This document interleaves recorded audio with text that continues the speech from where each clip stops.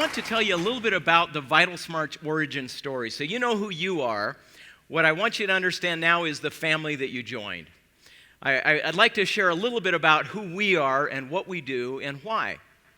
So the thesis when we started in the Volkswagen van 26 years ago. So you may not realize it, but you are the progeny. You are the children in many ways of what happened in a white Volkswagen van. You've heard these kinds of stories before. When Alan, Carrie, and Ron and I, 26 years ago, had a conversation about 40 miles from here in a white Volkswagen van, this was the topic. The topic was not crucial conversations. That's something that was a happy accident that flowed out of a lot of our work. The primary belief that brought us together in that van was this. We believed that it's possible for us to change the world if we could just become more competent at changing behavior. And that's what resulted in this now 10,000 person community of like-minded people that share that fundamental belief. We believe that the most important capacity that you and I have is our ability to influence behavior. So we looked at things like, for example, the fact that human beings today spend 3 billion hours playing video games is evidence that it's possible to intentionally manipulate people into doing something that contributes no value whatsoever. I'm sorry I'm sharing my opinions now, but literally, some of the smartest people in the world have figured out how to turn games into an addictive experience, how to influence behavior. Turns out that 2 out of 3 criminals around the world are rearrested within 3 years. It turns out that even if behavior is ruining somebody's life, we can be caught and trapped in it if the right set of influences are brought to bear. Worldwide obesity has doubled since 1980. Is that because people have changed? Or is it because behavior has changed? And what would happen in the world if we could be more thoughtful about behavior?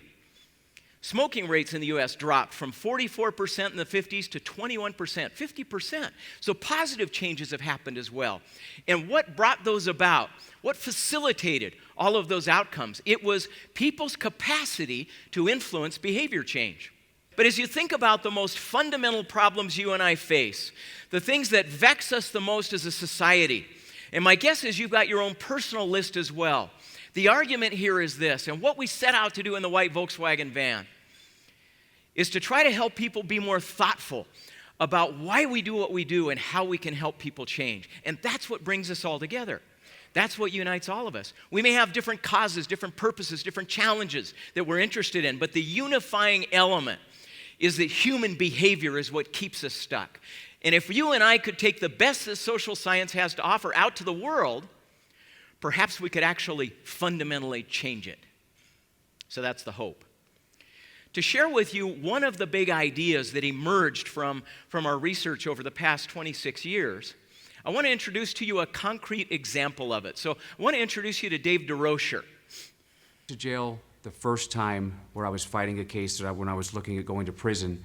It was for a large amount of methamphetamine and firearms, and the end result was 2 years. I got out for 60 days after that term, got in trouble again for the same exact thing, and went back to prison for 5 more years. Got out another 2 months, went back to prison for 6 years, got out after that term and went back to prison for 10 years.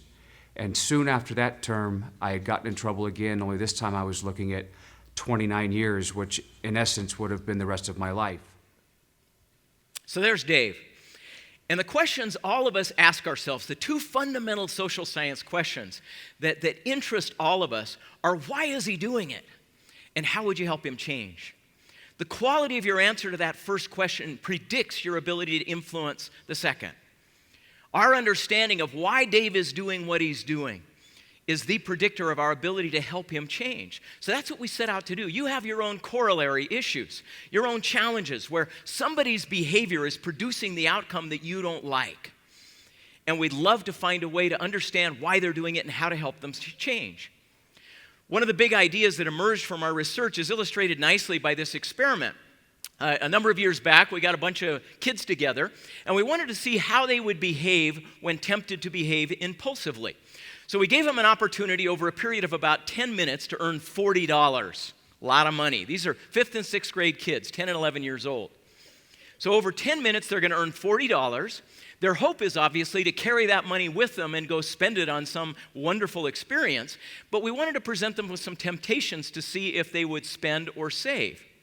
So, in order to help them anchor themselves to their commitments, we asked them to think about a goal that they would like to achieve, what they would like to do with their money. Well, I was wanting to get a new video game, maybe a new pair of shoes. College money. Wait till Christmas comes and then buy my sister a really cute outfit. Isn't that sweet? So all of them had big dreams, they had big hopes, and all of us do. All of us with our lives want to accomplish something good. So we put them through this series of tasks. After every task, they would earn $10. And then we presented them with one very simple and not even particularly tempting temptation. They'd have the opportunity to purchase candy or trinkets at our store. Now, I want you to notice as you watch the store, the prices are outrageously high.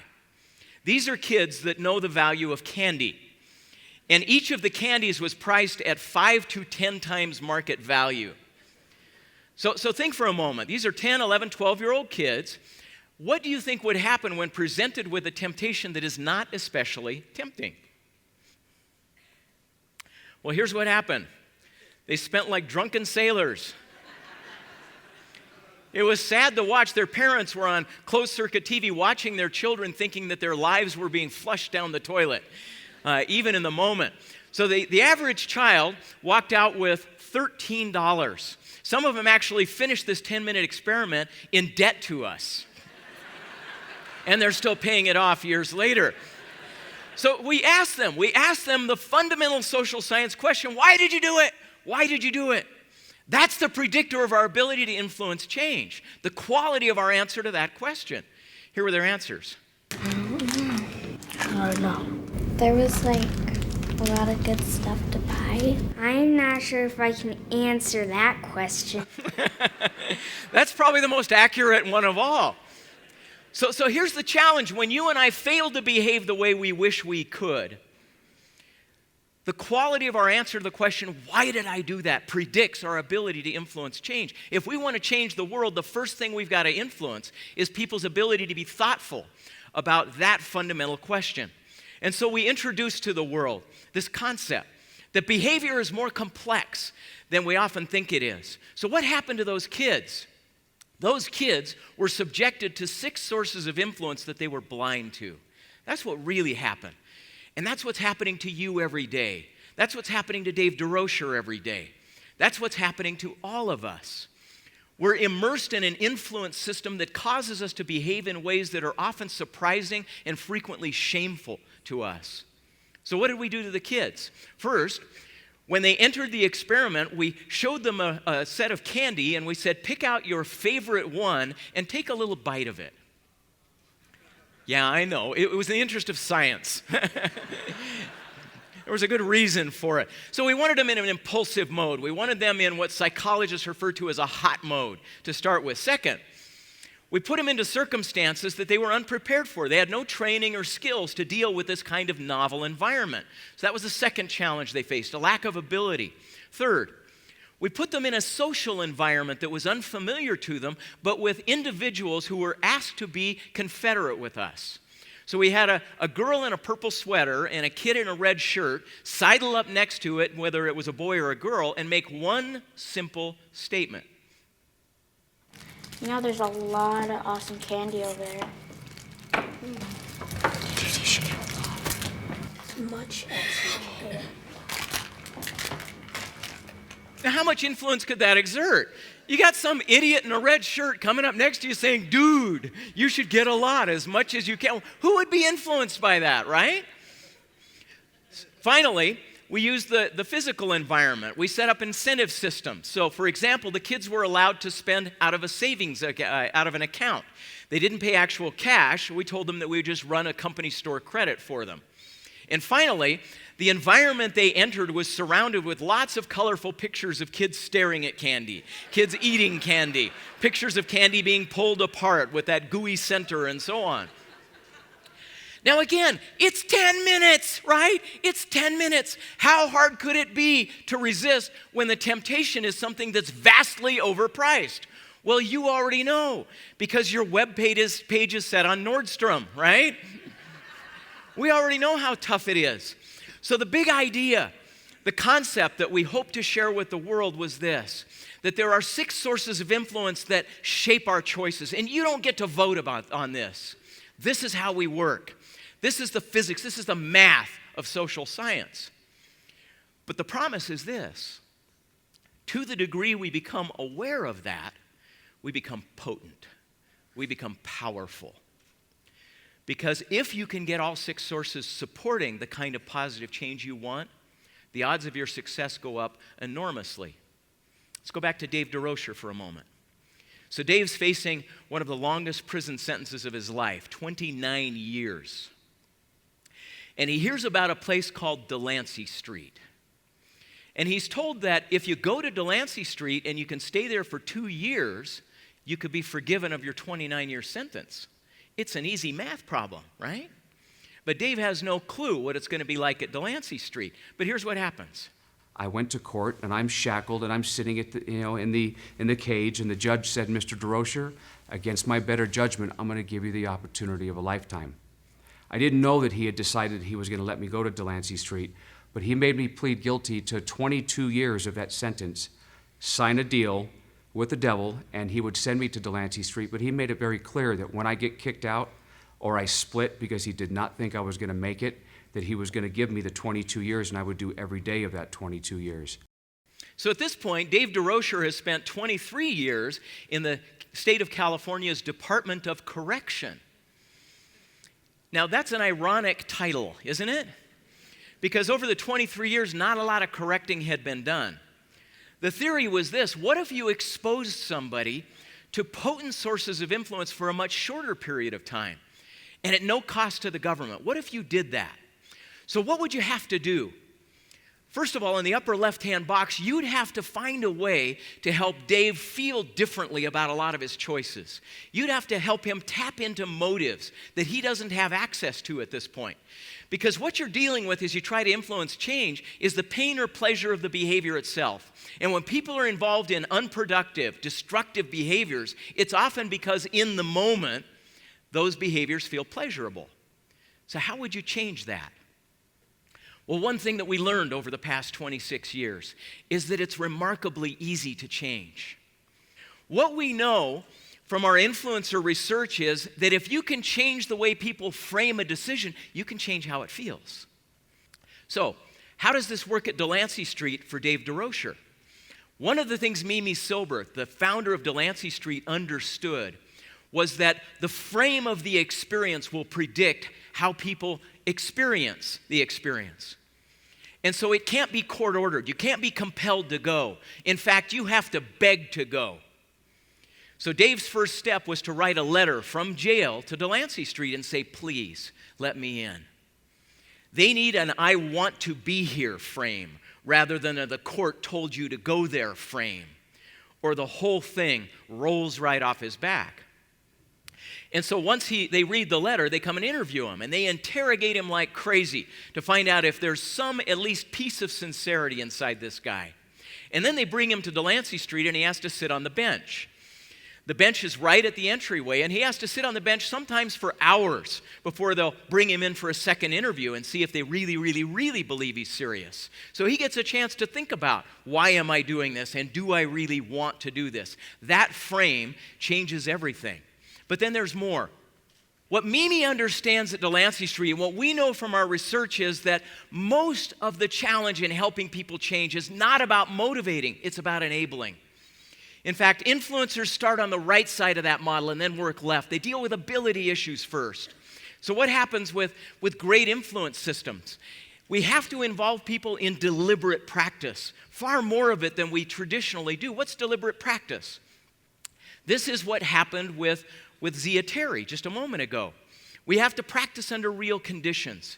You have to practice at the edge of your ability. You have to be pushed. You have to focus on very specific skills. So you heard her coach saying to her, just don't snowplow. That's all I want you to do. Just go straight down, ski straight, that's it. Nothing more complicated than that. And finally, there's immediate coaching and feedback. This is what happens at good influence systems. Leading is teaching. Influencers deal with ability first, motivation second. So Dave goes and at Delancey Street isn't sitting in classes, he's working in a moving company. It turns out that honesty, humility, and accountability are skills. They aren't just attributes you acquire from birth. And so on the moving company, he gets to learn honesty. When he opens a medicine cabinet and somebody's got their hydrocodone in there, he learns to be honest and acknowledge what's happening and bring it to light for somebody else. He gets to be humble. He gets to learn to listen to feedback. He gets to learn to be accountable. He's going to work in landscaping. He's going to have to sing Christmas carols to the assisted living center next door. He's going to have to learn to live in a family and stay in relationships even when it's difficult. He will acquire an enormous amount of skills through 2 years of deliberate, difficult, painful practice. He'll have to learn to live with women. In the past in his life, women have been objects. They've been something to exploit or manipulate. Now he's going to have to learn to have boundaries and honor boundaries and show respect and develop friendships. Those skills come slowly and with deliberate practice. Next, he's going to need a system that introduces him to a different social context than he's had before, a much different system. What we have to do if we want to help people change is learn to replace accomplices with friends. Accomplices are those who help you get into trouble. Friends are those who help you change. And what Dave has had for most of his life is accomplices. So now he's going to be surrounded with crucial conversations. This is where that comes in our research. We found that the velocity of change is a function of the frequency and intensity of crucial conversations. You put somebody who's behaving in a particular way in a system where they are held accountable immediately and constantly for new behavior, and we start to change. It's how human beings work. So twice a week, Dave is going to play games. Games is a 2.5-hour opportunity for all of his colleagues to tell him what's wrong with him, to tell him what they want him to change. So one night he's sitting in games, for example, and somebody says, "Hey, we were out on a move today. And we were doing the move for a very attractive woman, and I watched you checking her out." He flushes red, and he looks at the ground. He says, "No, I didn't." And another student jumps in and said, "Oh, yes, you did. Every time she turned her back, you were looking, and it was disgusting. You're putting our reputation at risk. We've earned a good reputation in the marketplace, and if one person saw you doing that kind of creepy behavior one time, we would blow it for everybody else. Knock it off." How many times do you think you'd have to hear that before you'd be a little more conscious next time you were on a move? Well, it took a couple more games, but Dave starts to change. And then he starts to get recognized. And then people start to tell him what a good job he's doing. And he's supported and nurtured in positive behaviors for the first time in his life. He's in an incentive system, Source 5, where he's recognized and rewarded. He gets to move from freshman to sophomore to junior to senior as he acquires skills and makes a contribution to the community. The last source of influence that we know you've got to use is the pictures of the kids eating candy, the pictures of tasty treats all around. It's the physical environment that influences our thoughts and our actions subtly and profoundly. What you and I have to learn to do is make the bad stuff a little bit harder to do and the good stuff a little bit easier. Here's what's remarkable about Delancey Street. The drugs are right outside the door. And Dave can walk out anytime he wants. But he has to walk out a door. And he has to do it consciously. So the bad stuff is a little bit harder and the good stuff is a little bit easier. And so what happens? When you get all 6 together, change happens. What we know is that you only have 2 choices with the 6 sources of influence. They can either work for you or against you, but they're going to work. They're going to do it one way or another. You and I tend to use 1 or 2 and then despair when change doesn't happen. When you get all 6 working, miracles occur. What we know is that the odds of your success go up tenfold. Can we change the world by changing behavior? We absolutely can. Have a look. So let's go back with our kids. If you're a good social scientist, you ought to be asking not just do we have a theory about why they behave that way, but could you prove that they would behave differently by manipulating those sources of influence? So in the next round, let's not give them a taste of the candy. Let's have them practice for just a minute keeping track of their expenses and their revenues. We'll just give them a piece of paper and do a little deliberate practice to help themselves be a little more competent. Let's change the social system. The girl in the purple shirt or the purple sweater and the guy in the red shirt, let's just have them say a different line. I'm going to save my money. How about you? I think I'm going to save my money. I think it'd probably be a good idea. That's it, just a little social nudge. Finally, let's pay them in cash so they experience the loss of the money immediately. And finally, let's take down all the pictures. What might happen?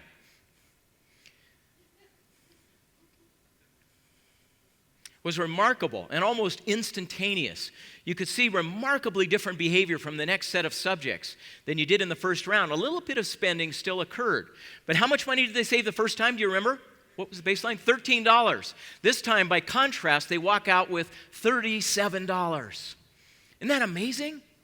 This is what you and I know how to do. This is what we're capable of accomplishing. You and I have only just begun. We're 26 years into this, and we have just started. We have the capacity to change the world by a remarkable degree. So what happens with Dave DeRocher? What happens if he's subjected to those sources of influence for 2 years? That's all, just 2 years. Well, let's have a look. I'd like you to meet him. Dave, would you come on up?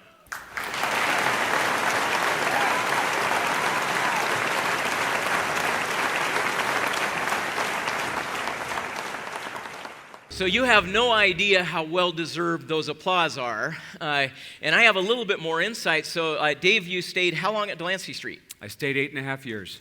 8.5 years. 8.5. And how did the math work out that way? Well, I had to go to Delancey Street for 2 years to get out from underneath a 22-year prison sentence. But during that 2 years, I fell in love with the process, became enamored with the entire organization and what it was doing for me and my impact on other people, and decided to stay an additional 6.5 on top of that too. The last 5 years of which I managed the Los Angeles Delancey Street facility, upwards of 225 to 250 people at any given time, and 15 vocational training schools. It was by far the best decision I ever made in my life, not just going to Delancey Street, but staying for that long. So isn't that remarkable?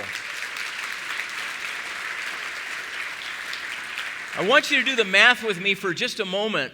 So Dave was facing a 29-year sentence. The judge offered him 22 years, kind of bargaining, hung that over his head as an incentive to stay at Delancey Street. So Dave, how much would be left on that term if you were still in prison?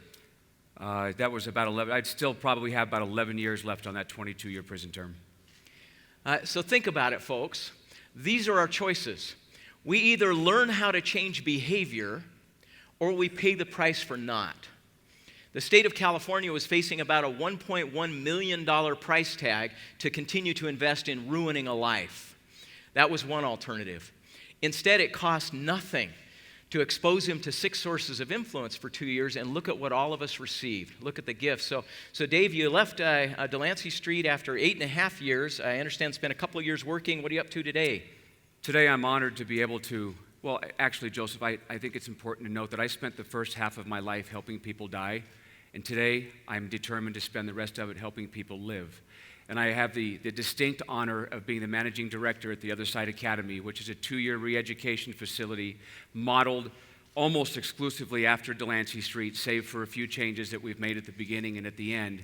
But I get to help people every day, people just like myself. And I think it's lost sometimes on the people that we're helping that it's not just them that we're helping, but it helps myself, it helps the rest of us directors, just staying in this mode of practice of giving back every day to a population of people that otherwise have given up on themselves, the community's given up on. But they are amazing, amazing people with so much talent and so much potential. If we can just recalibrate that moral compass, give them the opportunity to go someplace that's safe, someplace that's conducive to change, because as Joseph mentioned earlier, the California Department of Corrections, or Utah for that matter, jails and prisons aren't conducive to change. They never were meant to be. People like us need someplace to go where we can stay in the mode of practicing doing the right thing every day until it becomes us.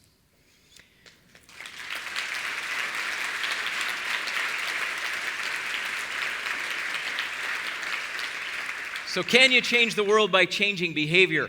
We have a case study in process right here, a mile from here. Tomorrow morning at 6 o'clock, any of you who want to suit up and meet for a Other Side Academy Run. It's about a 5K. We'll take you up by the Other Side Academy, and you'll have a chance to look at it yourself. Just about a mile from here. As evidence also that life is not about fate. Life is about 6 sources of influence. I understand we have some of the students from the Other Side Academy here today. Is that right? We do. We have our sophomore class here. If you'll bring up the lights, we have them right here in the back. So stand up, folks.